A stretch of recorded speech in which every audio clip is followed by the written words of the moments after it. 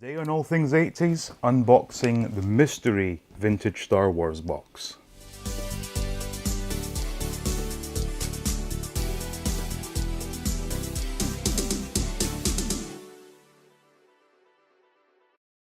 So welcome back to All Things 80s. Now today I'm going to be unboxing a mystery vintage Star Wars box. Now how this came about was a couple of weeks ago I was looking at Craigslist, and there was one posting that caught my eye which simply said, I think it was old Star Wars toys for sale. So I contacted the person selling these, and it turned out to be an older lady who was cleaning out, and she found this box of old Star Wars toys that were once her son's. And she has no idea what they are. She did say there was one brand new figure in there, and she also mentioned that her son took great care of these and they were all individually bagged. So I offered to go into Manhattan to meet her, but she wasn't keen on doing that, and I can fully understand that. So for an extra, I think I paid an extra $15 to have them shipped. And she wasn't tech savvy, so she couldn't post any pictures or send me pictures, and she didn't have PayPal. So I had to go into my drawers that I've not been into for a long time to find my checkbook.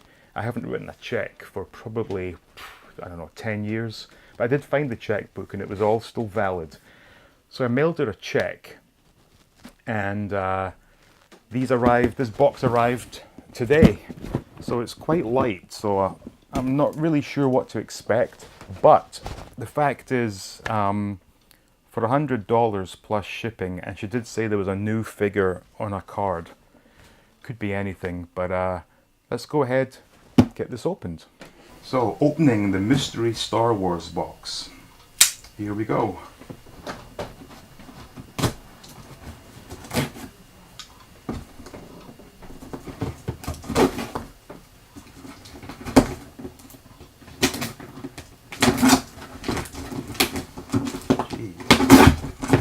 Okay, so first of all, what do we have? Okay, a lot of paper and bubble wrap.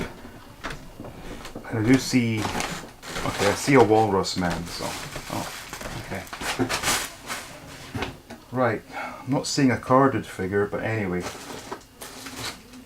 So this is Walrus Man, and he has this gun in his hand. That's kind of cool. The condition, it's okay. Not the worst I've ever seen. Is this, I mean, I guess she wouldn't be selling fakes. No, this is real. Real, or when I say fake, I mean repro.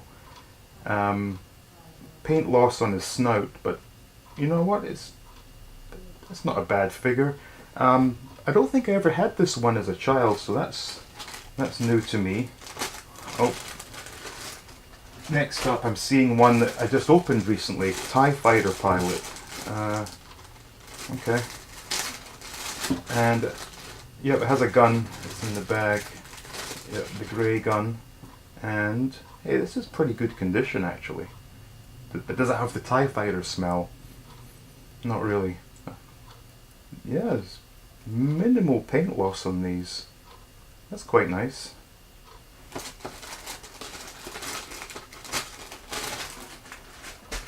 Next up, okay, I see the carded figure, and it's a bit disappointing. I don't know if you can see it, but you know what? Let's just go to that right now. Nikto, and it's covered in tape. Why is it tape? There's tape. I don't know. There's tape here. There's tape here, which serves no purpose, and there's tape on the side, but the bubble is still firmly attached. Nikto was a figure I did not have, and the reason for that would have been this would have come out.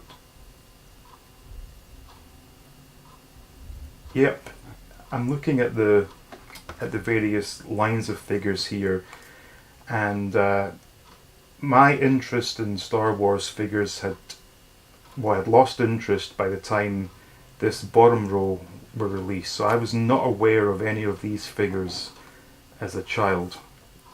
But Yeah, I mean, okay, she was right. It is a new figure still on its card, but all this tape and these ripped off price tags. This is not a collector's piece, but it is a brand new figure. So that in itself, I mean, I don't know what these things go for. I don't know, what, $30, $40 maybe? Who knows, but you know what, it's alright. Uh, Next up, what's this? Death Squad Command... Death Squad Commander? Who knows? Okay. Typical sort of paint loss on the helmet, front and back. The belt's kind of worn off, but it does have the blaster. Paint loss on the boots, but no, I mean, I guess when she said her son took great care of them, she wasn't lying, because you know, they're not covered in dirt and they are reasonably well taken care of, so can't complain at that. This Imperial Commander. His face looks a bit worn, and let's see. Yeah. Silver's come off the belt buckle, but you know, it's okay. Has his blaster. Let's see. Yeah, it's still not bad.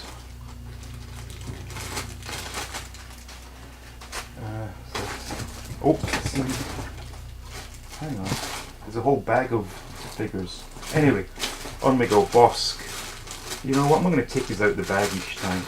Bosk. Bit of paint wear on the hands. Original gun, yeah.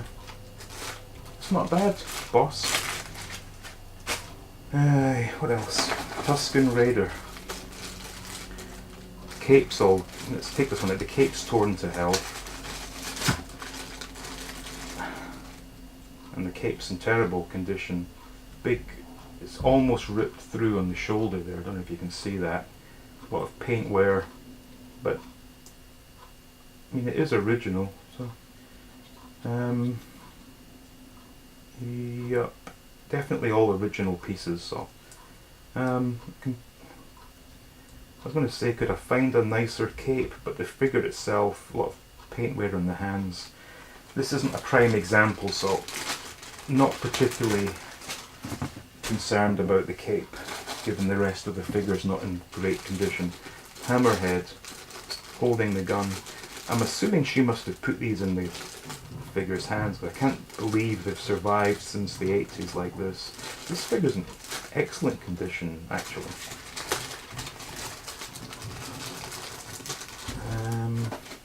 Wow, it's pretty nice tight joints. Yeah, that's a nice example. Very nice. Because I remember as a child having this, I think, and the head just spinning on its own. It was so loose, but yeah, that's not at all bad.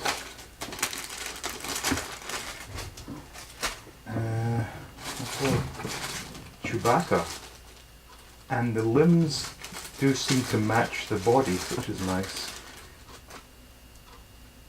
Yeah, this is a really nice example. Bit of paint wear on his little bag there, but aside from that, nice and stiff. Yeah, happy with that. And then last of all, yeah, two more individually packaged figures. Darth Vader next. And this one, okay, a lot of paint wear on the control panel here, but the saber is, oh, it's kind of hard to get out. Jeez. I know it's, oh, because it's bent. Still got the tip, mind you, that's something. The cape itself is,